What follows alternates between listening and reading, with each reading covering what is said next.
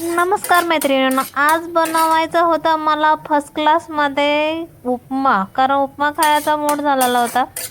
उपमा कधी तर बनतो, कारण उपमा हा सगळ्यांनाच आवडतो असं काही नाही. त्यासाठी मी गरा भाजून घेतला चांगला लालसर. सफेद ठेवला तर ते कसं फुलला जात नाही आणि त्याचा वास पण येतो कच्चा कच्चा.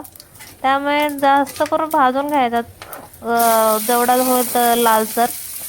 मला शेंगदाणे आवडतात ह्याच्यात उपमामध्ये घालाय. बऱ्याच जणांना आवडत नाहीत, पण मला आवडतात म्हणून मी टाकते. मग घरचे पण सगळे खातात आवडीने, म्हणून मी शेंगदाण्याचा वापर करतो. तुम्हाला टाकायचं असलं तर टाकू शकता, नाहीतर स्किप करू शकता.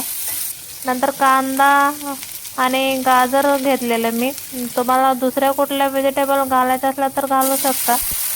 आणि 1 ग्लास पाणी घातलं. दोघांपुरताच बनवायचा होता म्हणून थोडाच बनवला होता, जास्त करून नाही. थोडंसं मीठ आणि चवीपुरती थोडी साखर टाकलेली होती.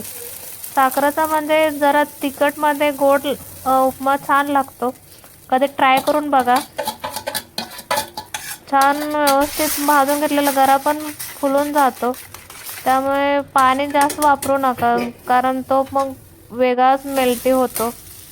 असं जास्त म्हणजे हे पण नाही,